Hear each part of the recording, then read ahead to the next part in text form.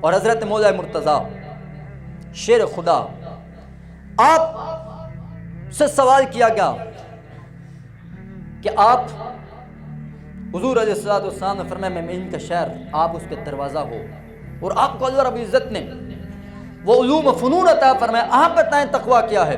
آپ نے 4 باتوں میں تقویٰ کی تعریف کی. فرمایا الخوف من الجلیل، کہ رب کے جلال سے ہر وقت اپنے بندے کو خوف رکھنا چاہیے، خوف کھانا چاہیے. یعنی ہر وقت بندے کو اپنے مالک کا خوف ہونا چاہیے کہ میرا مالک ہے. جب گناہ کرے، جب کسی کا نہ حق کسی کا طلب کرے، جب جس کے مال غصب کرنا چاہے، جب اپنی خواہشات کو اور اپنے نفس کے تابع چلنا چاہے، اس کو فوراً خوف آنا چاہیے میرا رب دیکھ رہا ہے. پھر فرمایا والعمل بالتنزیل، اس بندے کا عمل جو رب نے قرآن نازل فرمایا، قرآن کے مطابق اس بندے کا عمل ہو، اس کی زندگی ہو، یہ تقویٰ ہے. والقناعۃ بالقلیل، آپ نے فرمایا تھوڑا ہو، تھوڑے پر قناعت کرے، حسد نہ کرے، زیادہ کی لالچ میں نہ جائے. جسے رب نے دیا ہے اس پر، اس کے متعلق حسد اور بغض نہ کرے. جتنا رب دیا ہے اس رب کے دیے پر رب کا شکر ادا کرتا رہے، اسی پر صابر رہے، اسی پر زندگی بسر کرتا رہے، وہ تقویٰ ہے. اور آخری بات حضرت مولا مرتضیٰ کرم اللہ وجہ کریم نے جو فرمائی ہے، والاستعداد لیوم الرحیل، کہ وہ بندہ تقوی کے درجے پر فائز ہوگا اور وہ تقوی اختیار کرے گا. اور یہ تقوی ہے کہ بندے کو ہر وقت اپنے رب سے ملاقات کے لیے تیار رہنا چاہیے.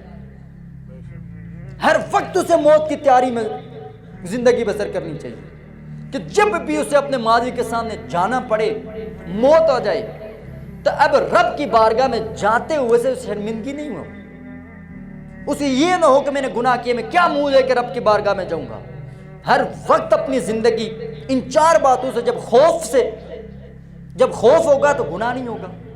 جو ہی گناہ کی طرف جائے گا فوراً دل میں خوف پیدا کہ میرا مالک مجھے دیکھ رہا ہے، اس کی جہنم ہے، اس کا عذاب ہے، میں کیا منہ اپنے رب کو دکھاؤں گا. یہ خوف اسے گناہ سے بچائے گا.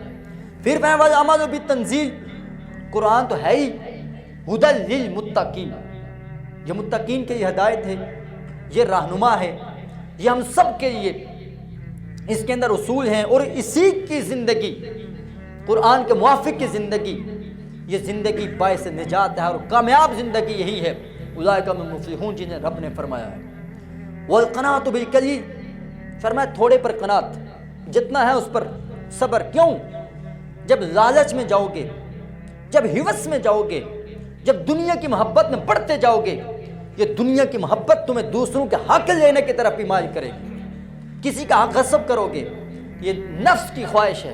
اور جب یہ نفس کی خواہش بڑھتی جائے گی، اس نفس کی خواہش کی وجہ سے تم گناہگار ہوگے اور اللہ رب العزت کے نافرمان ہوتے جاؤ گے. اور چوتھی بات جو ہر وقت اپنے رب سے ملاقات کے لیے تیار رہنا چاہیے، موت کی تیاری ہر وقت کرنی چاہیے. کیوں؟ کہ انسان مسافر ہے، کسی وقت بھی اس کی زندگی ختم ہو سکتی ہے.